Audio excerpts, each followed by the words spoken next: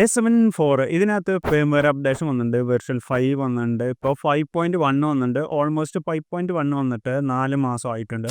അപ്പം അതിന് മുന്നായിട്ട് നിങ്ങളൊരു കാര്യം മനസ്സിലാക്കണം. ഇതൊരു ഫേംവെയർ അപ്ഡേഷൻ മാത്രമാണ്. ക്യാമറനെ അടിമുടി ഈ ഫീച്ചേഴ്സൊന്നും മാറ്റാനൊന്നും പോകുന്നില്ല. എന്നാലും ഒരുപാട് കീ ഫീച്ചേഴ്സ് ഇതിനകത്ത് വന്നിട്ടുണ്ടായിരുന്നു. വേർഷൻ 4 വന്ന സമയത്ത് നല്ല കുറേ ഫീച്ചേഴ്സാണ് A7 കൊണ്ടുവന്നത്. ഫോക്കസ് ബ്രാക്കറ്റിംഗ് ഈ ഒരു ഫീച്ചർ വേർഷൻ 4 വന്നപ്പോഴാണ് A7 കൊണ്ടുവന്നത്.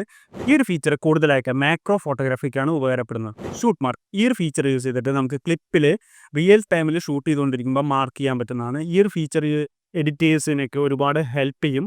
കാരണം ഈ ഒരു ക്ലിപ്പിൻ്റെ ഏത് ഭാഗത്താണ് നമുക്ക് യൂസ് ചെയ്യേണ്ടതെന്ന് കറക്റ്റായിട്ട് മാർക്ക് ചെയ്ത് വെച്ചുകൊണ്ട്. പിന്നെ അടിപൊളി ഒരു ഫീച്ചേഴ്സ് എന്ന് എനിക്ക് തോന്നിയത് ക്രിയേറ്റീവ്സ് ആപ്പിൻ്റെ സ്പീഡ് കൂട്ടുക, അതേപോലെ മോണിറ്റർ ആൻഡ് കൺട്രോൾ കൊണ്ടുവന്നതാണ്. മോണിറ്റർ ആൻഡ് കൺട്രോൾ യൂസ് ചെയ്തിട്ട് നമുക്ക് ഫോണ് തന്നെ മോണിറ്ററായിട്ട് യൂസ് ചെയ്തിട്ട് ക്യാമറയിൽ ഷൂട്ട് ചെയ്യാൻ പറ്റുന്നതാണ്.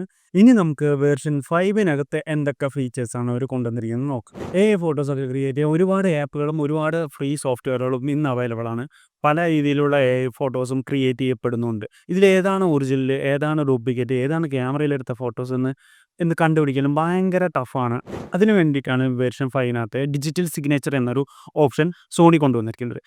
സോണി ഓതൻറ്റിസിറ്റി സൊല്യൂഷൻ നമ്മളെടുക്കുന്ന ഫോട്ടോയിൽ ഒരു ഡിജിറ്റൽ സിഗ്നേച്ചർ റൈറ്റ് ചെയ്യുന്നതാണ്. ഇത് ക്യാമറയിൽ തന്നെ എടുത്ത ഫോട്ടോ ആണ്. അതേപോലെ ഈ ഫോട്ടോയ്ക്കകത്ത് എന്തൊക്കെ മാറ്റങ്ങളാണ് വരുത്തിയതെന്ന് ട്രാക്ക് ചെയ്യാനും ഈ ഒരു ഫീച്ചർ സഹായിക്കും. ഇനി കുറച്ച് ചെറിയ ചെറിയ ഫീച്ചേഴ്സും ഈ ഒരു അപ്ഡേഷനിൽ തന്നിട്ടുണ്ട്. ഓഡിയോ വീഡിയോ സിങ്കിങ് ഇഷ്യൂ ഒരു ബഗ്ഗായിട്ട് ഈ ക്യാമറയിൽ ഉണ്ടായിരുന്നു.